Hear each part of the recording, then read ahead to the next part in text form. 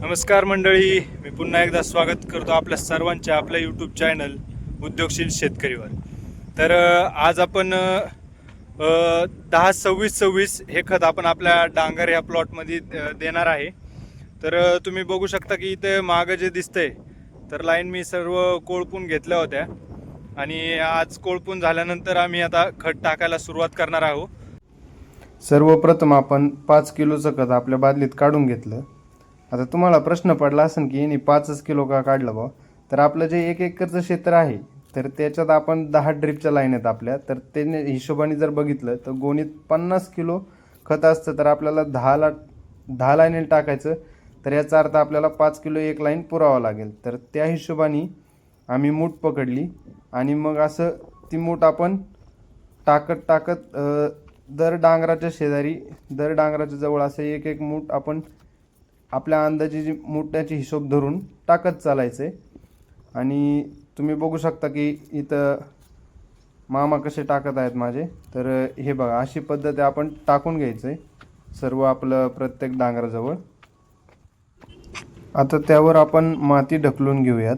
तर आम्हाला वाटेल सोपी पद्धत जी पडत होती तिने त्याच्यामुळे आम्ही कोळपून घेतल्यामुळं आम्हाला ती माती ढिल्ली झाल्यामुळं पायाने लोटायला सोपं होत होतं. ते माती आड करायचं होतं आणि थोडंसं दाबून द्यायचं.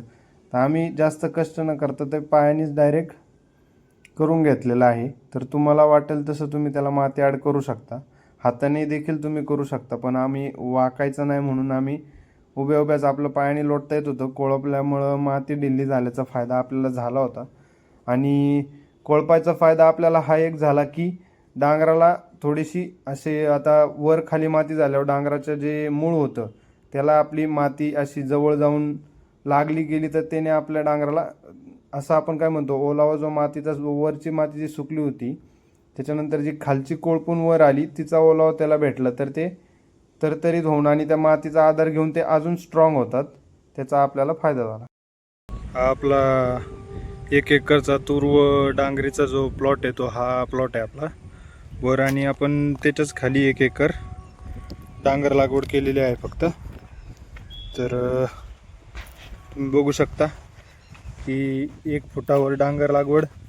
हे लाईनीतले हे दोघांचं जे अंतर आहे ते 1 आहे. आणि जर 1.5 इंची असलं तुमचं ड्रिपचं होल तर तसंही करू शकता. आणि हे दोघांचं जे अंतर आहे ते 8 फूट अंतर सोडलेलं आहे आम्ही. तर तुम्ही बघू शकता की हे डांगर कसे आलेले आहेत बघा. तुम्ही बघू शकता की आपले सगळे डांगर कसे 4 ते 5 पानावर आलेले आहेत.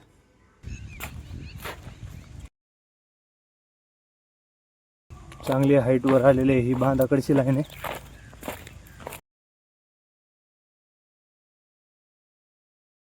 आणि हा आहे संपूर्ण प्लॉट. चला तर मग लवकरच भेटूया आपण पुढच्या व्हिडिओत. व्हिडिओला लाईक करा, शेअर करा, सबस्क्राईब करा आणि बेल आयकॉन दाबायला विसरू नका.